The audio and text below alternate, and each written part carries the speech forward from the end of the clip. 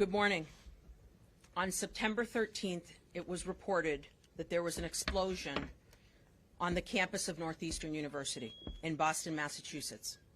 Today we are here to announce that Jason Duhame of Texas was arrested earlier this morning in Texas in connection with that reported explosion at a Northeastern University lab.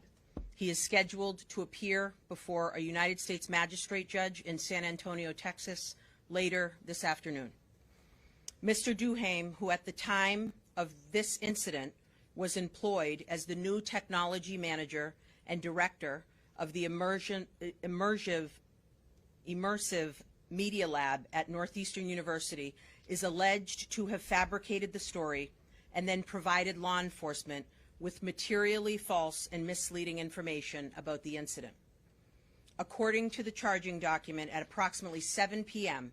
on September 13th, Mr. Duhame placed a 911 call telling the operator that he was injured by very sharp objects that were expelled from a plastic Pelican case.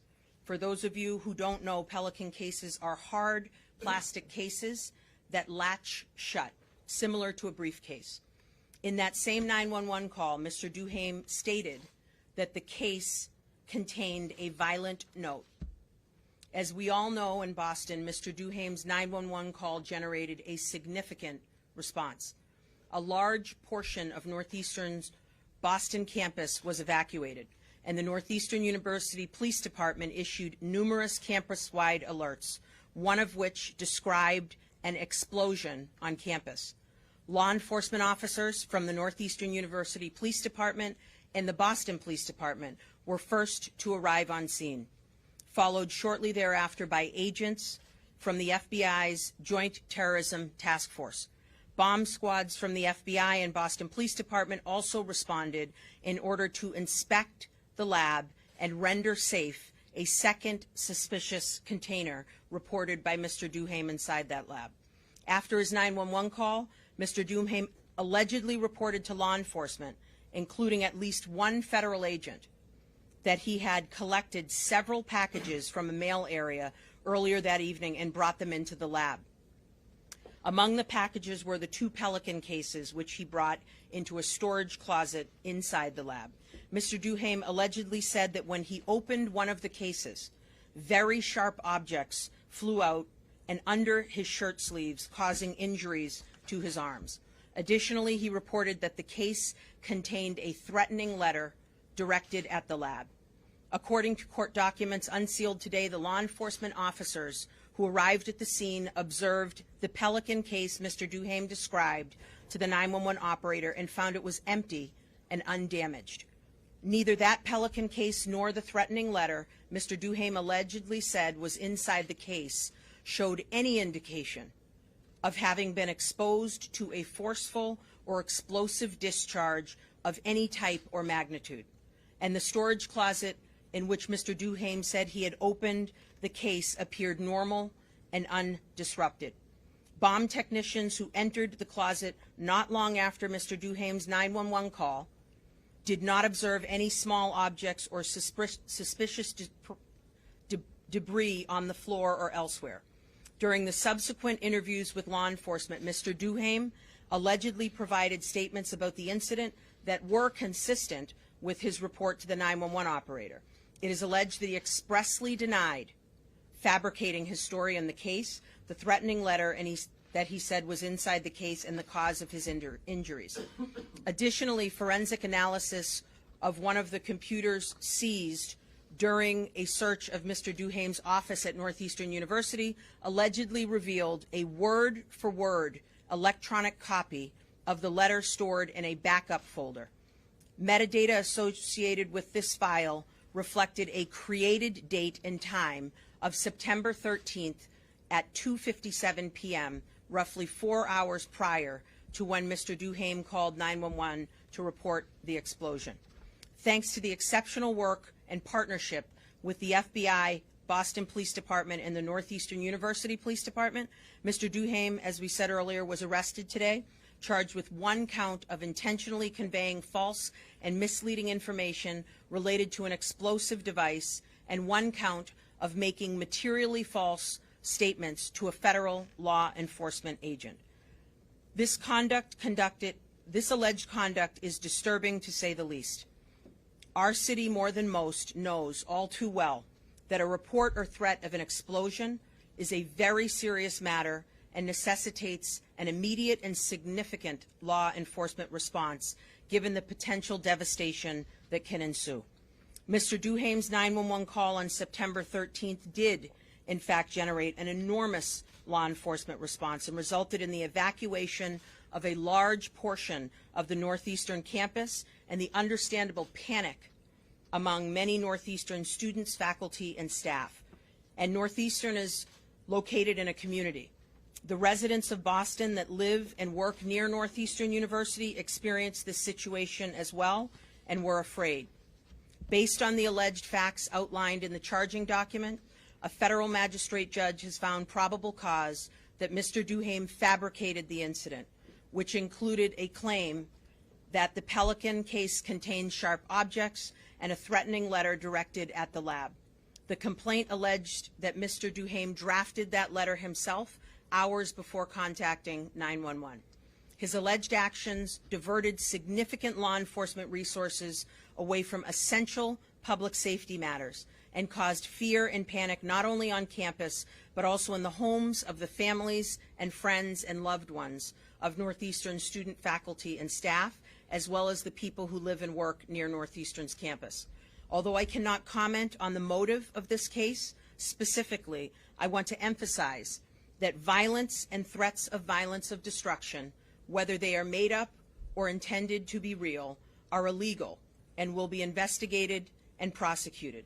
My law enforcement partners in my office will not ignore those who seek to cause panic in our communities. Again, I want to commend the incredible work of my law enforcement partners and investigators in this case, including the FBI, Boston Police, and Northeastern University. You will now hear from the special agent in charge of the FBI.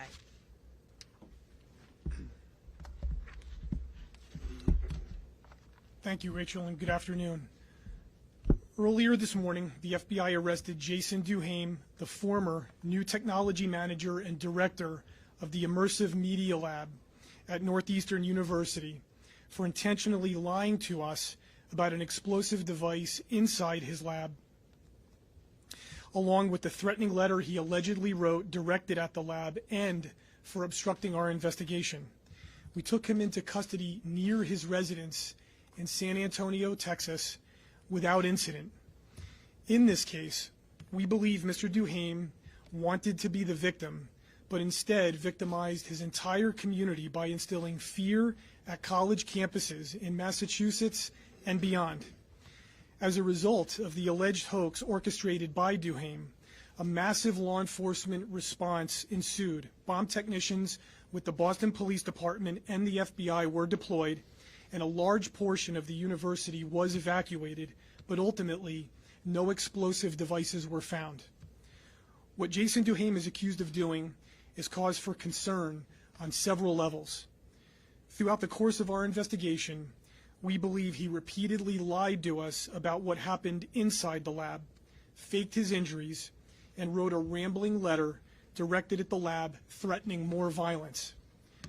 Almost every day across the Commonwealth, either an FBI special agent bomb technician or another federal, state, or local public safety bomb tech responds to a call about a suspicious package or threat.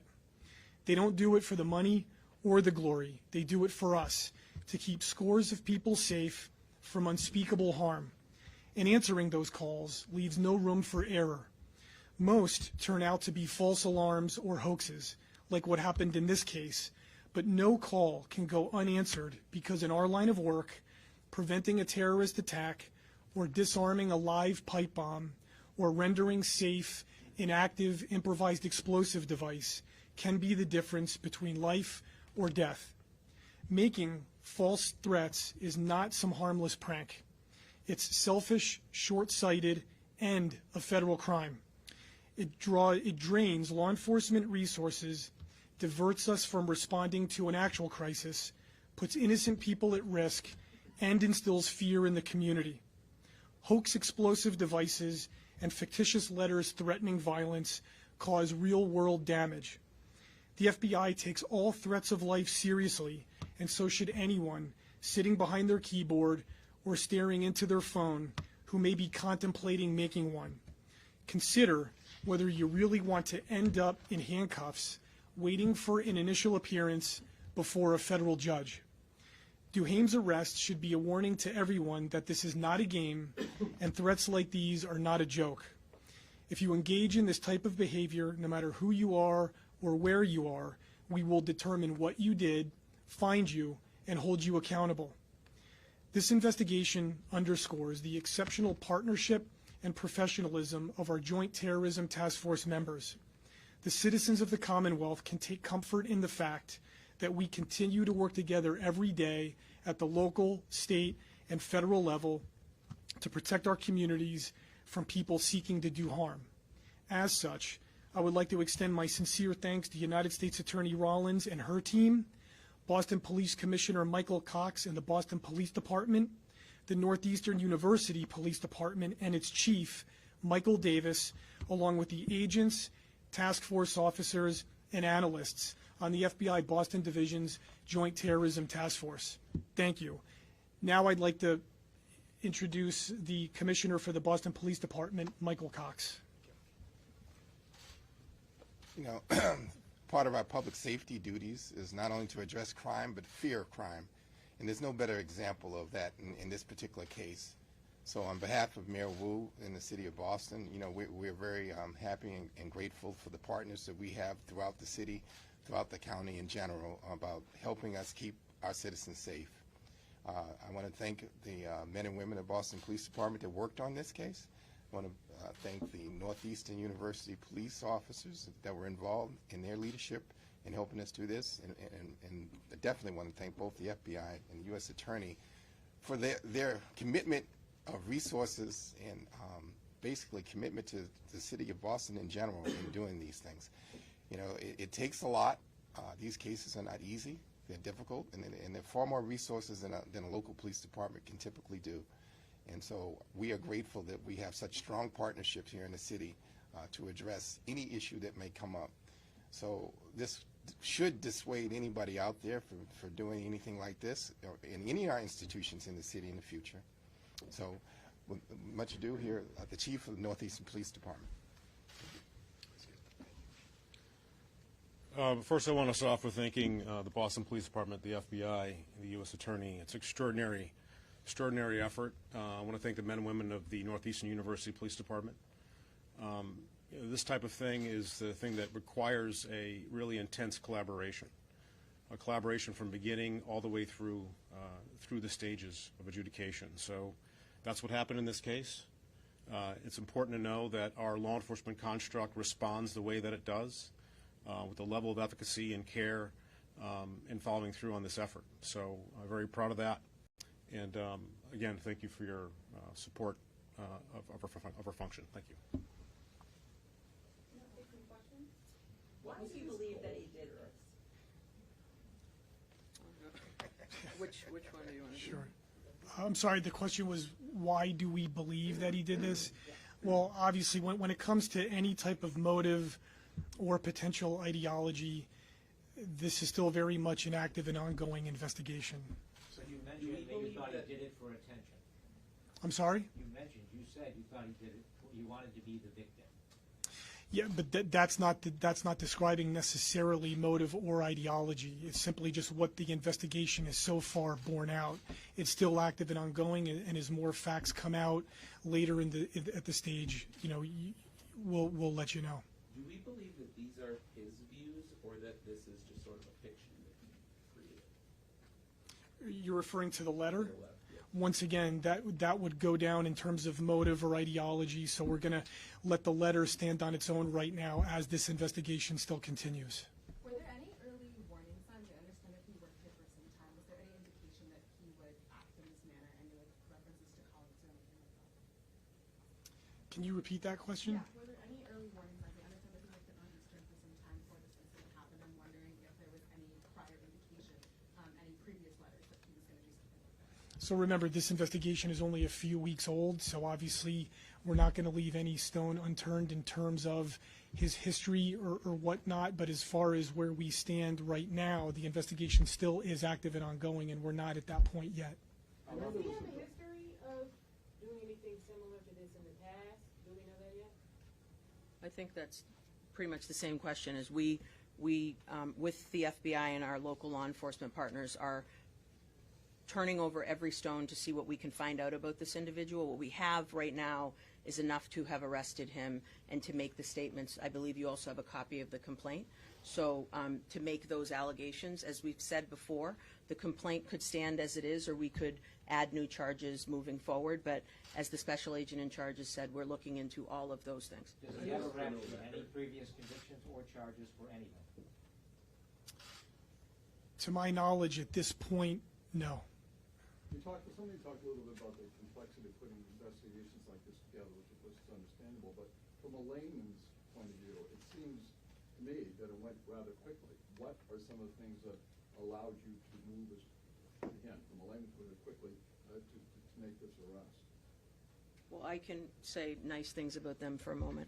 I think what is really unique and wonderful about the way Boston in particular and Massachusetts works is the special agent in charge has exceptional relationships with not only university police officers and chiefs, but also Boston, Worcester, Springfield, and all of our town chiefs of police there. So I think the Joint Terrorism Task Force has been deployed and been very helpful in these circumstances.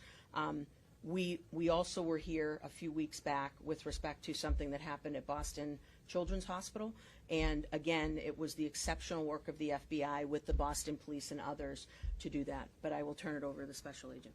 Thank you. Well, unfortunately, and it's not just in this area, it's other parts of the country as well, is through our Joint Terrorism Task Forces, we have become very well versed at conducting investigations such as this. The methodologies of the investigation are pretty clearly laid out thus far, although it's still an ongoing investigation in the complaint. But to the United States Attorney's point, the whole purpose of the Joint Terrorism Task Force is to have those partnerships at the ready at the local, state, and federal level. So when something like this happens, we all respond. We've all worked together every single day. And I think that's why sometimes these investigations seem to be seamless at certain points. How long have you worked at Northeastern for, and how long have you been in this job? I'm not in a position right now to comment in terms of his tenure, but Northeastern may know that. Well, as you know, he's a former employee, and it's an issue of an employee-employer relationship. So we're not going to comment on any of those dynamics with respect to his tenure, his length of service, or any of that leading up to this incident. How about, was Northeastern aware that he was living in his office and in the lab? Well, that's all part of what we've dealt with, or we are dealing with respect to his employment, right? So all those dynamics, his job, how he was doing his job, all that's part of what we're dealing with in terms of a personnel matter. What's that job that he had? Technical lab immersion. Do you know what that is? What he teaches students? What's involved in it? All we know it's part of one of our colleges, right? It's a job that entails some technical aspects of the whole experience that we create for students there. But that's as far as we can go with it. The second charge, making a statement within the executive branch, is that because it was for the FBI or the JTTF, or was Homeland Security involved? So the charge is pertaining to false statements to federal officers. You mentioned this a little in your remarks, but could you explain a little bit more about the impact of something like this on our community, on whether it's a college student? What is someone who makes a threat like this? What impact does it have on the community? Well, as you heard the special agent in charge say, irrespective of what someone's intent may be or their ideology, we are, and this is not related directly to this case, but we're nearing the 10-year anniversary of the marathon bombing. I think Boston in particular, when it comes to explosives, threats of violence, et cetera, anywhere in the country, people are taking that very seriously. But I think our reaction here is always appropriate and significant when we do that. So I think personally that when we look at a place of learning or a place like Children's Hospital where people are going oftentimes at the worst time in their lives, or schools where hopefully it's not the worst time of your life at Northeastern University, but that you're there just to study and get an education, irrespective of where it is, we are going to always take it seriously, because if we don't and we're wrong, what could the outcome potentially be? Do you have anything to add? Were there any other anti-Facebook or anti-Mark Zuckerberg screeds found either in his computer? Screeds? Yeah, screeds. Okay. Screeds, okay. Once again, we're going to let the complaint stand where it is right now, because this investigation is still ongoing. If you're not sharing a motive, do you have potential motives? Do you expect one at some point? Because obviously you don't need to present a motive. And you will when this goes to court? Well, I mean, it's not as much of a matter of what we think as far as what is borne out by the evidence. Do you have evidence of a motive but not ready to share it? As I said before, the investigation still continues. Do you think the motive will be clear in time? That's the thing. I mean, that's the same question as before. Do you know if this type of rhetoric is unusual? Obviously, in Massachusetts, there's been a lot of conversation about an uptick in like race-related hate crimes, but this type of like anti-tech, anti-Facebook rhetoric, is this an unusual, I guess, document to find?